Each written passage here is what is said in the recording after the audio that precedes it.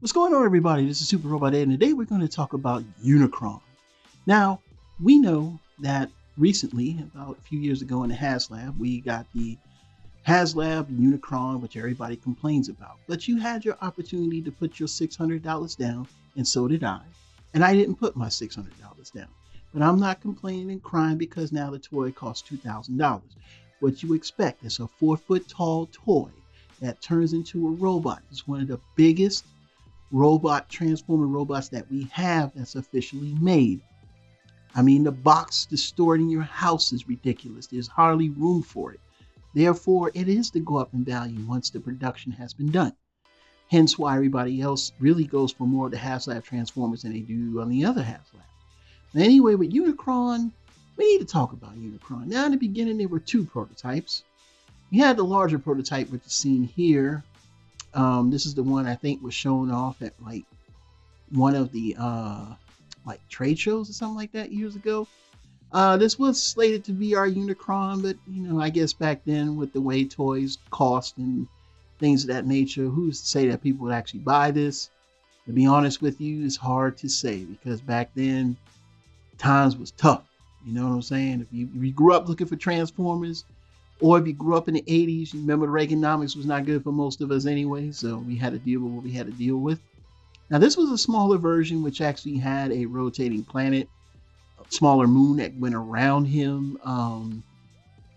This one was supposed to be like another prototype that was marked up.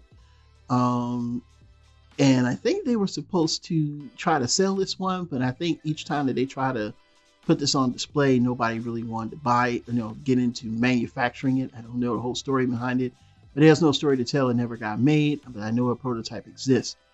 Now on to the next prototype, which is one I wouldn't have mind seeing. This was during Beast Wars Neo, where he would have been more of a shell transform. If you're familiar with those, like, I think they were made with Diaclone. They were like, you had one that turned to a lion, one turned to a man, and one turned to a bird, and they all had that like spherical shape, and they kind of similar to this. Now, this would have been a cool Unicron if they released it.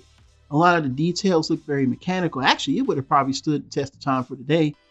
I think there's another picture of it with some of the parts missing. I would love to see them come back to this, man. It would be nice, but unfortunately, we're probably not going to ever see this because, like I said, they said it was be too much to make.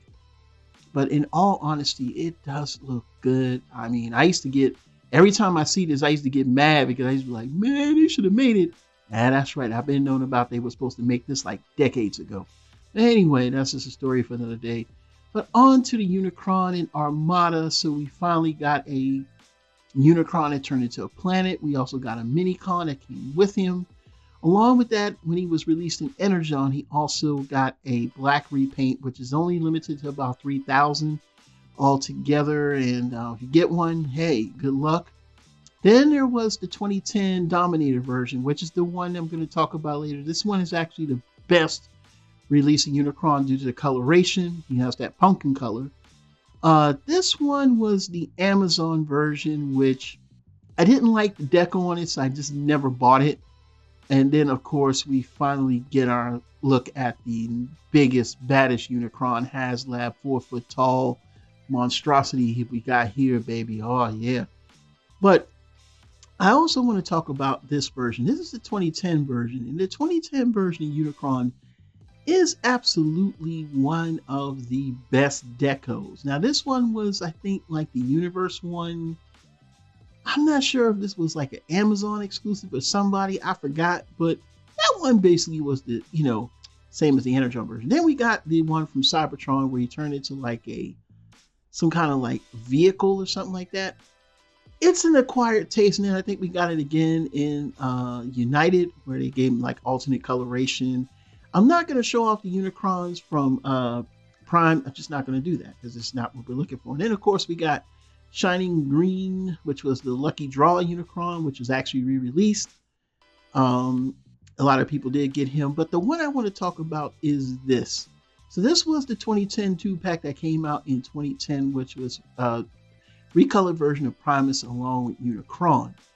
And the thing that was so cool about them, the Primus was really not so much. He just got more gold and more of a teal blue accent. But the Unicron had this orange, this is about as close as we could get to it looking like the cartoon in the modern times back then, from a toy that came out in 2003 to be repainted into this in 2010. And it goes for a lot of money, even though there is the HasLab version out there. But for this version being one of the best versions of the toy, a lot of people are going to go for this. So the price has gone up on this, to the point where it's kind of dangerous to try to go for it. So I'm hoping that we get a re-release of this somewhere down the line. I don't want any other version to be re-released as this version. We need a Studio Series 86 Unicron. It's time. Since it looks like they have expanded the Titan class. I mean, naturally, he would need to be as the biggest the Titan as he can. So I don't see them doing Unicron in Studio Series as nothing less than the 199 variant. Okay, maybe they might even make it higher than that. But the point is, we need a Unicron for the masses that weren't able to get the HasLab version. I mean, it's not going to mess up the value of the HasLab version, because that in itself is a lot better Unicron that's going to be made in any mainline Unicron. It's the biggest one. It's just that it's never going to lose its value because you made a Unicron for mainline. I mean, it just wouldn't. You know what I'm saying? But that's neither here nor there, but we do need it. We're in Studio Series 86. I know 2025 is already jam-packed, but I'm looking at 2026 as probably possible, because there's a lot of other things that are happening behind the scenes with Hasbro before we can just go and say they're good to go. One of those things I want to just mention is they're, they're still not making a lot of money. So that's just something you need to consider. So if we do get a Unicron, it's probably going to be the same Unicron we've gotten, the whole time, but just in better colors. So as long as they get it into a coloration that doesn't look like the Amazon one or that Universe one, I'm okay with that. But give us this because it's more uniform, or give us something that's even better than this. But I think this is where we're going to be at with a Unicron, but I don't mind them releasing him again. He still is a good toy to me, and make sure we get the mini con as well. So what are your thoughts? Leave them down in the comments below. Do you think it's time for Studio Series 86 Unicron and not no little guy, but a big, 2-foot tall robot? I'd say yes, I'm all for it. But if you're not, or if you are, let me know down in the comments. Super Robot Ed, bringing more news and reviews to them. We'll see you soon. Bye-bye.